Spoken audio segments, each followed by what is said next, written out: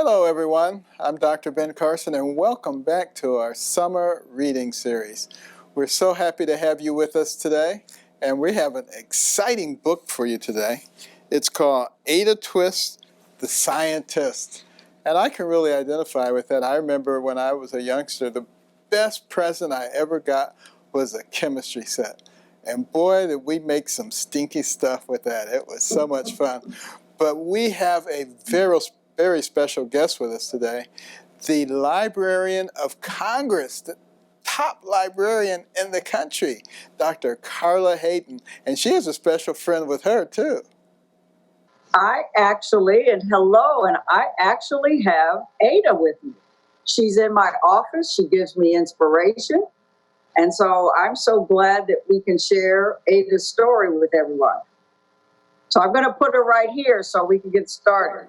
All right, well, here we go, boys and girls. Ada Marie, not a word till the day she turned 3. She bounced in her crib and looked all around, observing the world, but not making a sound.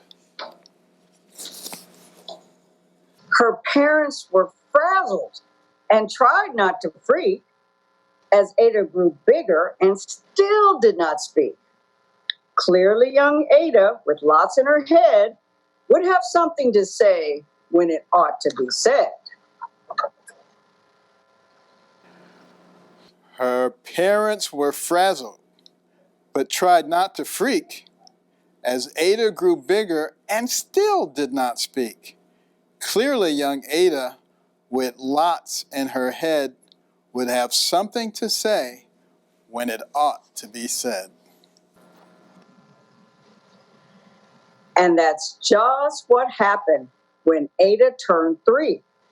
She tore through the house on a fact-finding spree and climbed up the clock just as high as she could. Her parents yelled, "Stop," as all good parents would. Ada's chin quivered. Ada's chin quivered. But she did not cry. She took a deep breath and simply asked, "Why?" Why does it tick? And why does it talk?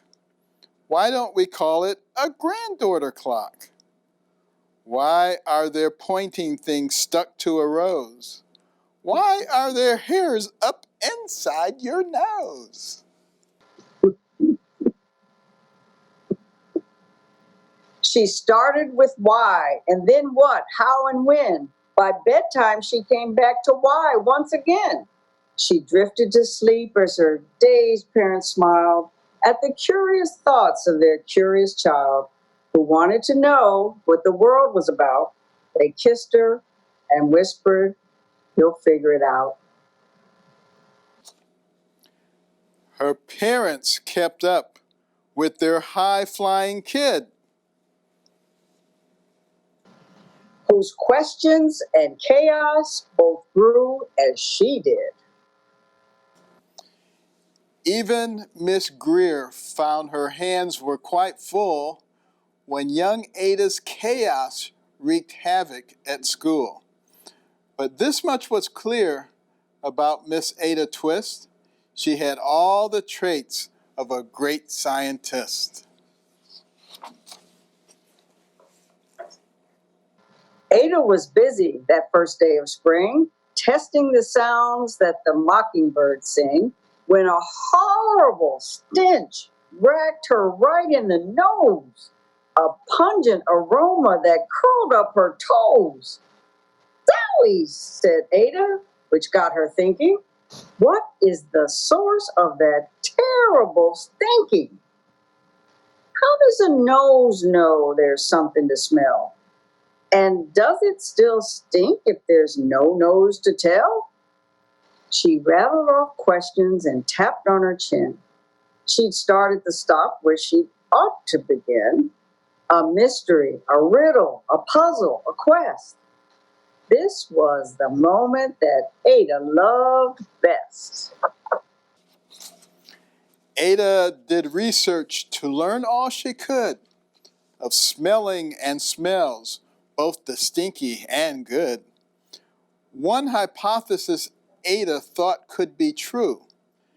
The terrible stink came from Dad's cabbage stew. She tested and tested, but soon Ada knew it was time to come up with hypothesis 2.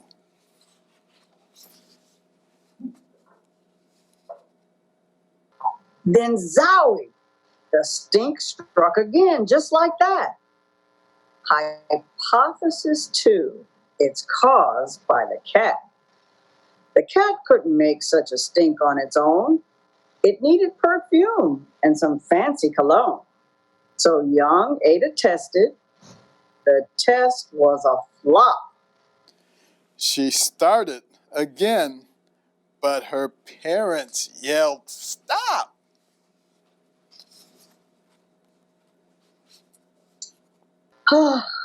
Ada Marie, Ada Marie, to the thinking chair now by the time we count 3. Enough, said her mother. That's it, said her dad.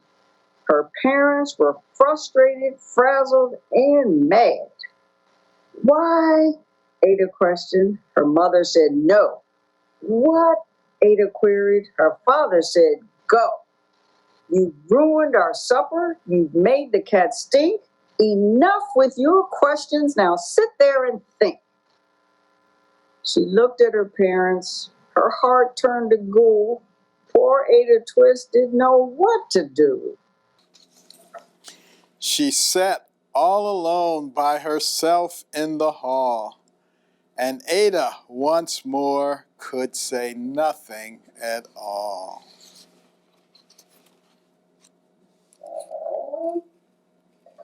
And so Ada sat, and she sat, and she sat, and she thought about science and Stu and the cat, and how her experiments made such a big mess. Does it have to be so? Is that part of success? Are messes a problem? And while she was thinking, what was the source of that terrible stinking? Ada Marie did what scientists do. She asked a small question, and then she asked 2. And each of those led her to question 3 more. And some of those questions resulted in 4. As Ada got thinking, she really dug in. She scribbled her questions and tapped on her chin. She started at why, and then what, how, and when. At the end of the hall, she reached why once again. Her parents calmed down, and they came back to talk. They looked at the hallway and just had to gawk. No patch of bare paint could be seen on the wall. The thinking chair now was the great thinking hall. They watched their young daughter and sighed as they did. What would they do with this curious kid who wanted to know what the world was about? They smiled and whispered, we'll figure it out. And that's what they did, because that's what you do when your kid has a passion and heart that is true. They remade their world. Now they're all in the act of helping young Ada sort fiction from fact. She asked lots of questions. How could she resist? It's all in the heart of a young scientist.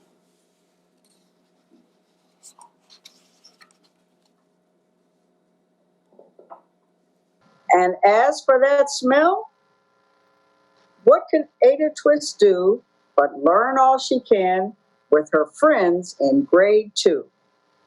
Will they discover the stink that curls toes? Well, that is the question. And someday, who knows? And I hope you boys and girls will be curious, but please don't write on the wall. Have a good day. Have a good day.